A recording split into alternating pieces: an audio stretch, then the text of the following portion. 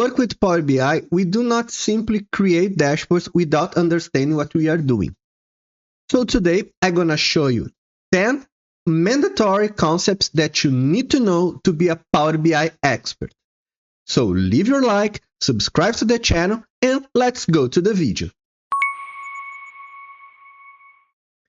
So the first concept that we're going to see is called ETL. ETL. That's extract, transform, and load. What is that? Every time we create a dashboard, the first step that we need to do is upload our data into our model, then clean that information and get it ready to be worked inside Power BI. Sometimes when we grab some data, I don't know, from Excel, SAP, or any other kind of system, when we extract the data, the columns came a little messy with blank rows, duplicated values, columns where they're not supposed to be. So we need to clean all this up to create a perfect model. That is, each column has its own information. We don't have blank values. Everything is in the right place. So then we can use it to create our calculations, create our visuals, and so on, so on, so on. Where do we do that in Power BI? We're going to do that in transform data inside Power Query. Okay, so here in Power Query, we have the applied steps. That is, each step is one step in our ETL. So we extracted the values, is the source. This is the extracted from a system and uploaded here. Then everything here is the transform part. So I filtered the rows, I promoted the headers, I altered the types. For instance, we can, here in my deep product, I created some merges between the subcategory and category tables. I bring this information to one big product. So you can do all kinds of transformations here in Power BI to get your data cleaned. Okay, so it's very important that we don't have blank values where we're supposed to have 100% of the column with values. For instance, the keys, the values, the names. So things that we couldn't have no values, we cannot have it. You need to take a look on everything that is important to you in your data and get it cleaned up and ready to go. Okay, then the load part is the close and apply. When we close and apply, we go to the next concept, that is data modeling. What is data modeling? Data modeling is transform the data to the best approach that Power BI uses. What is that? Power BI works with tabular models. That is, models based on tables. We have two kinds of tables. We have the dimensions and the facts. What is dimensions? Dimensions are all the tables that have information about something. Information about dates, information about products, information about employees, territory, and so on, so on, so on. It will be the values that we're going to classify our information, our revenue, our amount of sales, and so on, so on, so on. Okay, so the dimensions, they could have lots of different information. We can have lots of columns, lots of different information, a lot of text, it doesn't matter. All that goes to the dimensions. The facts are the tables that have the values that we want to measure. So revenue, quantity of sales, and any other kind of measurable value, it will go in the fact table. Fact tables could have millions and millions of rows. So a good practice is to have only the values itself and the keys. what is the keys? For us to make the dimensions talk with the facts, we need to have something in common between them. And this is the keys. So here, for instance, in our product, let me go to my product table. We have the product key. What is it? It's a unique value to each product, a unique identifier for each product. Every dimension should have each row with a unique specifier. We cannot have duplicated keys or duplicated values in our dimensional table. Okay? So for instance here, each product has its own key. For the client dimension, each client has his unique identifier. ID from your system, social security number, so on, so on. Any kind of identificator, since that is unique. Okay?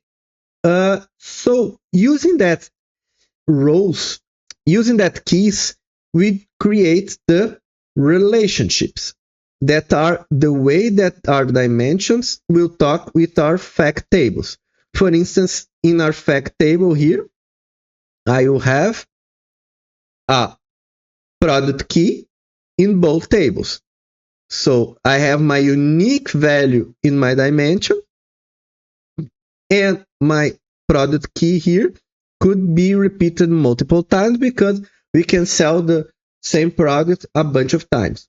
So I'm going to do a relationship between my dimension and my fact. This way, both tables will speak to each other, and all the information that we have in our product will be accessible to our fact table. So a good practice is fact tables only have keys and the values, because Power BI don't like columns with text. They occupy a bunch of space, and since fact tables have millions of rows, the table will be bigger and bigger and bigger every time you refresh it. Okay? Another thing that is very important, the third concept, is filters. So let me just put a table here. Sorry, let me just put a chart here. That will be the total sales by country. Okay, we have here the total sales by country. Let me just put the value so we can see it better. And there it is. So the filters are everything that, as the name said, filter the information that we have.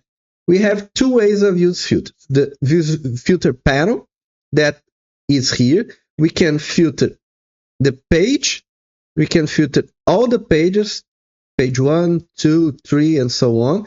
The filter used here will apply to all the pages.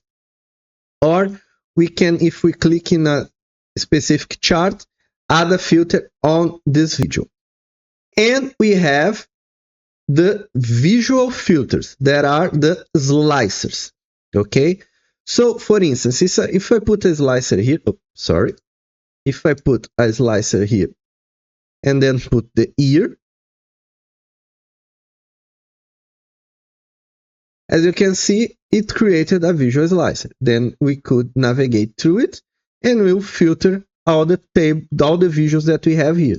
The same thing will be working here. If I want to put year on this page, we have two ways of filtering. Advanced filtering that have plenty of options. Is less than or equal to, is greater than or equal to, is not, is blank or is not blank. Or a basic filter that we can select just the year that we want. Okay, let me just clear here so they don't interfere with one another. So here it is. If we filter here, it will be affecting, including the visual filter. Okay. Here we can choose to block the filter, so people, when they use it on Power BI service, will see that this filter is applied, but they won't be able to clean it up. Or we can hide it, and no one's gonna know that you are filtering just by these values here. Okay. In the visual filters, the visuals interact with everything in the same page unless we decided that it shouldn't. If we go here selecting the filtering format and go in edit iterations, you can see here that a little menu appears. If this is selected, this value will filter here. If this is none, the filter won't affect our chart. Okay, so we can choose whether this filter will be applied to everything or just a specific chart. Okay, the next thing that is very important, one of the most important things in DAX and Power BI, is to understand the filter context and the row context. So let me transform this in a table. Let me just zoom in a little bit.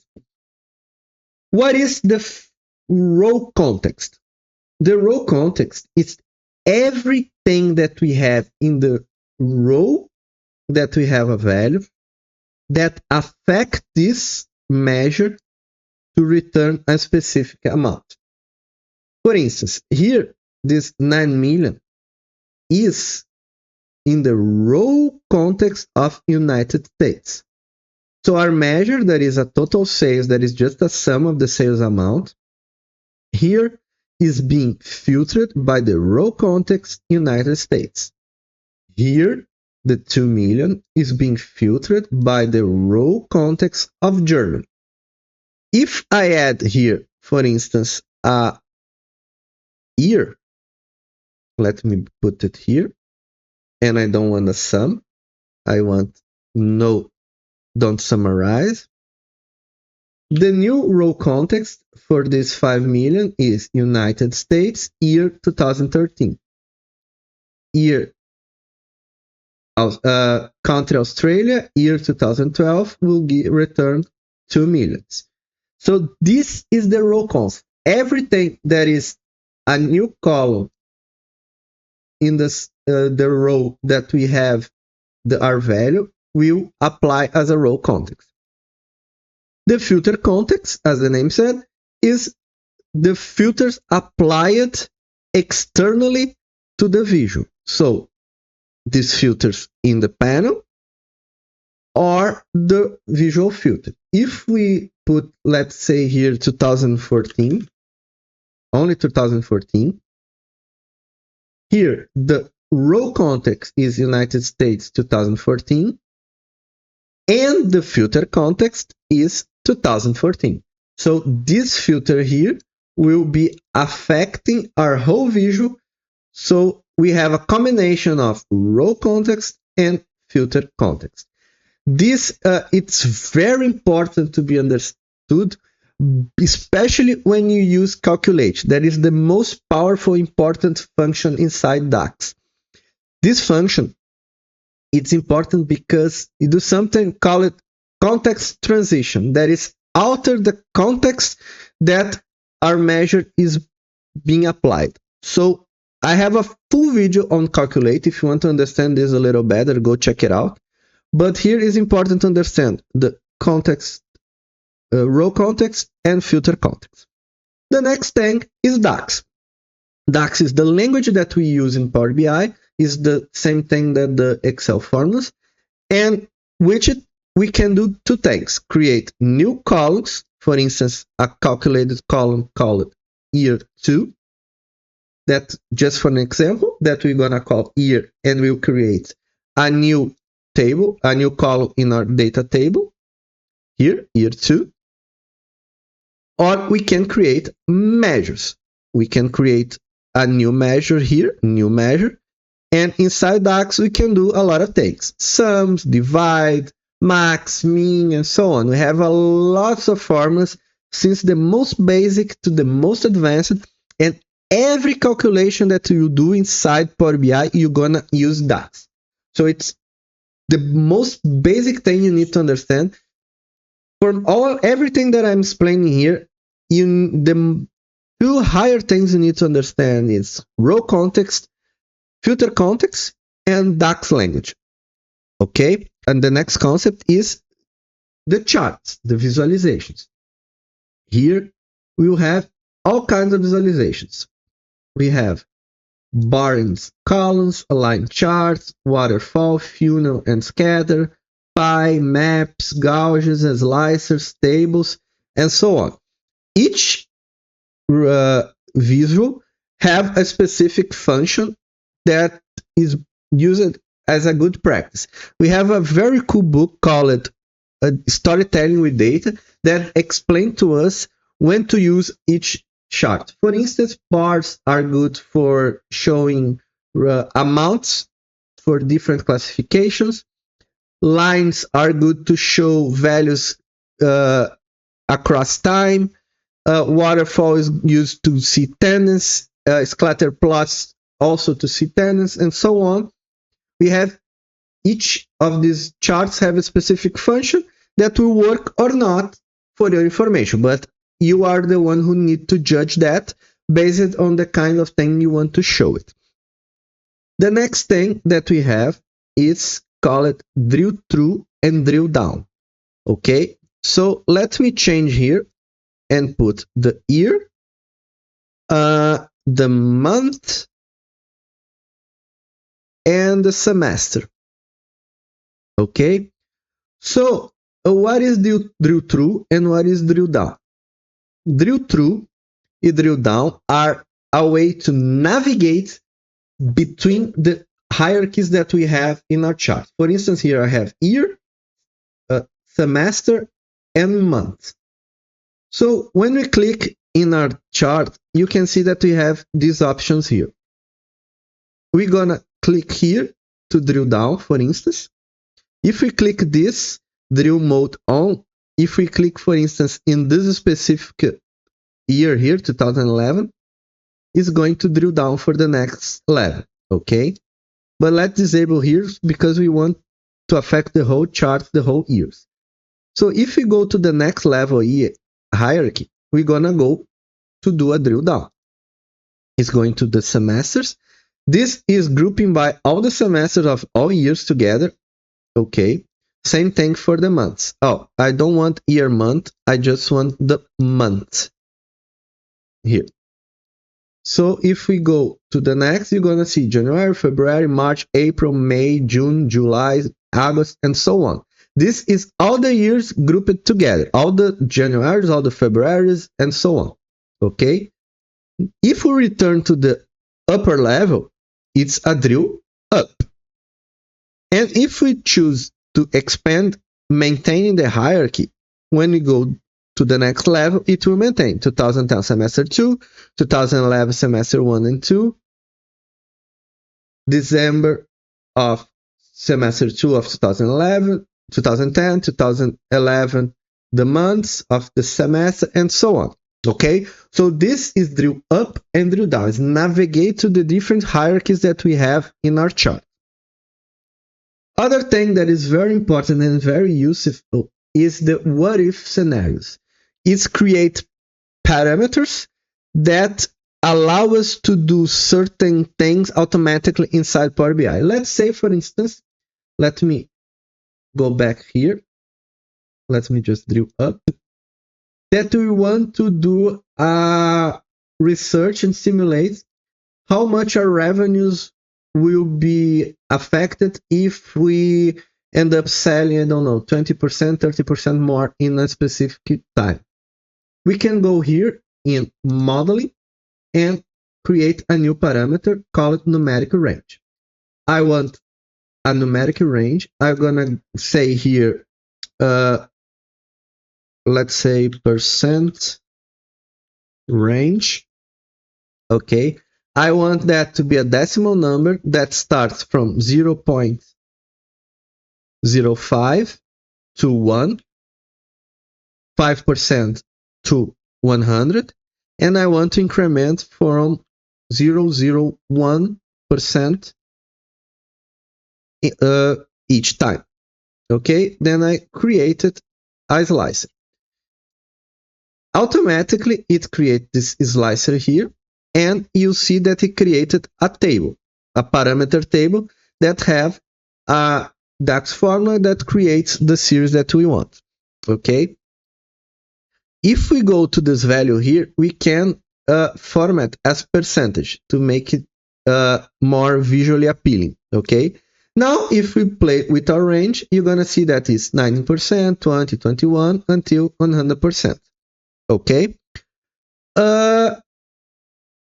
Now we need to create a new DAX measure that use this as an item. So I will create a new total sales. Aqui, total sales simulator. That's going to be the sum of our sales amount plus the sum of sales amount multiplied by our percent rate range. Okay, and hit enter. Then I'm going to duplicate this chart here and replace the total sales by this new measure here. So every time we see here, I want 10%, the value is now 18 millions. I want 40%, now it's 23.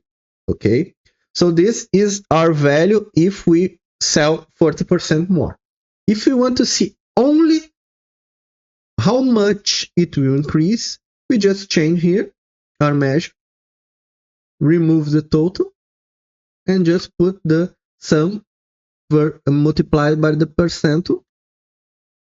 And now 40% of sales will represent an increase of 6.5 million in sales. Pretty cool, right?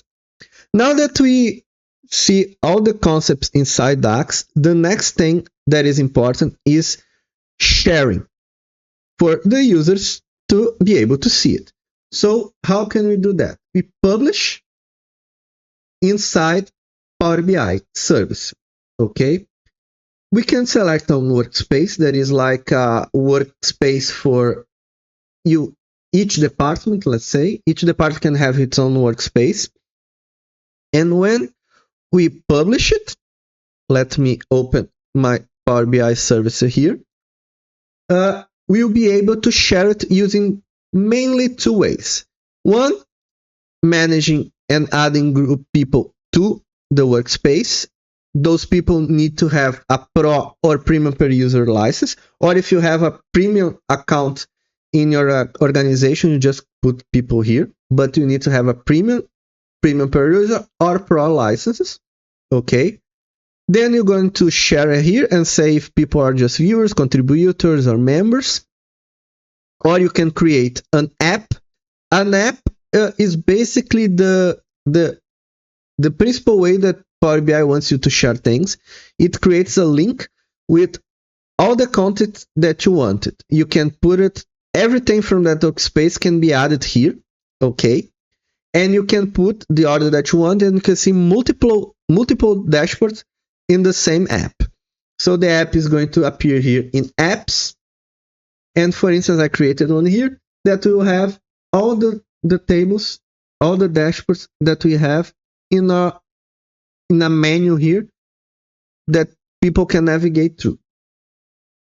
And the other thing that we can do is, for instance, this model here, I can share it with a public link. Okay, this link will be visible to everyone that have that link. It's not a good practice because it's not secure, especially if you are using sensitive information of your company.